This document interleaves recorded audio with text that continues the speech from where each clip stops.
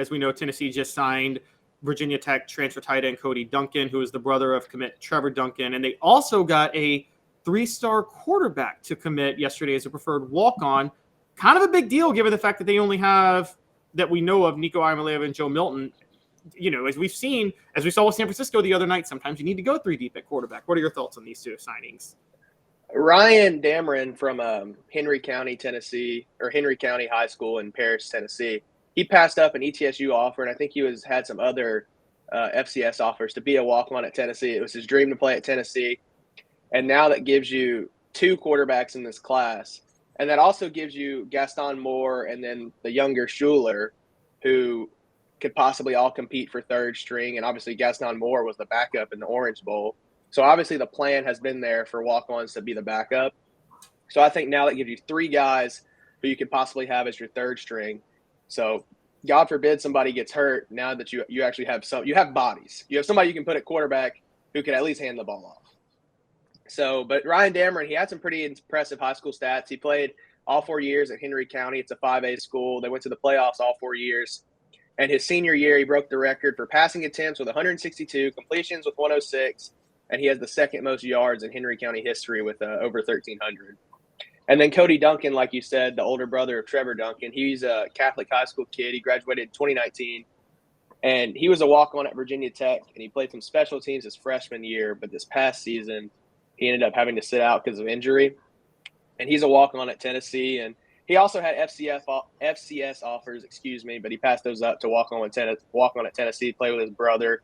And that's another position that really doesn't have depth. You talk about quarterback. They have Jacob Warren, who obviously is probably penciled in as a starter. And then you got transfer tight end McClellan Castles, who's kind of iffy on SEC play. And then you have a true freshman in Ethan Davis. So now you have a 4th body at tight end who has D1 experience that could probably give you some reps at tight end, or at least on special teams again, like he did at Virginia Tech. Raleigh dropping $5 into the super chat function. We appreciate that. We don't actively throw that out there, so that's nice of you to do, Raleigh. And Raleigh saying, sorry guys, just hopped in. Just had to say, darn, Calhoun, looking super fresh this morning. Good morning, guys. And you are. So maybe instead of the super chat function, we'll just call it the super chat fund. We'll call it the hair gel fund. Well, guys, I'm working overtime because in Tom Brady's retirement, Tom Brady is Benjamin Button, so he's aging down. And I'm fighting really hard to keep myself looking younger than Tom Brady because I am younger than Tom Brady. Yeah, I was thinking about that this morning, and I'm not, which is daunting. Jarreau Brady's going to look younger than you soon, the way he ages down. Yeah, now he doesn't have to have the stress of his play caller setting him up for failure, so he might age down even more. Yeah, or a wife. Vassy Lawn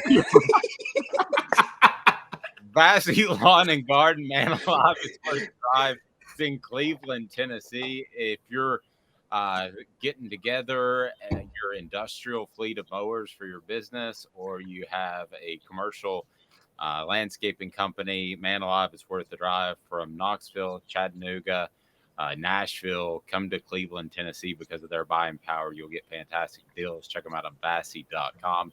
Vassy Lawn and Garden, man alive, it is worth the drive. So we do have Ron Slay, just heard from him. It's the whole time change thing. So he will visit with us a little bit later. Looking forward to that.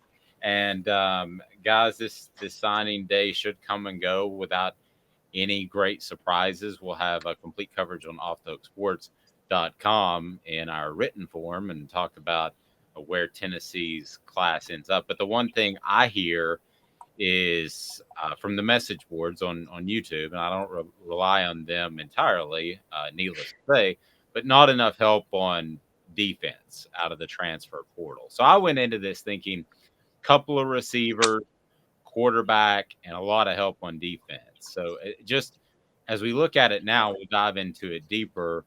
What's your early grade on just the transfer, not the class, but just the transfers that have come in? I would go like a C, or I'll go B, because Dante Thornton is a big pickup at wide receiver that can impact you day one. Now, I do agree that defensively there's probably a letdown there, because, I mean, Tennessee's defense they were awful this past season. They ranked near the bottom of FBS, and they really had to score 40 or 50 points a game to shore up a win.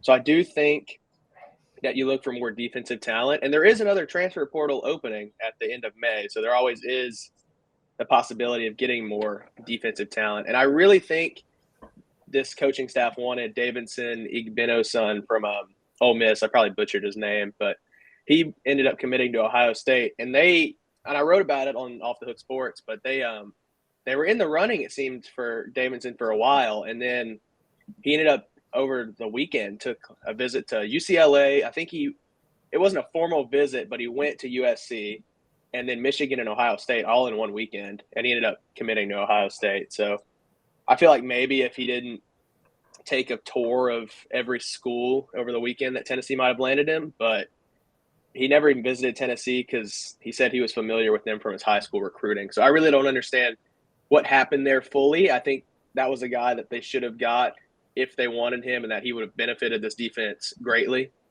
But they end up with Gabe Judy Lolly as their only defensive back out of the portal. So defensive back is an issue. They get Jordan Matthews as a true freshman. I'm sure he could figure it out if they needed him. But I'm curious to see what happens in that DB room from now until August.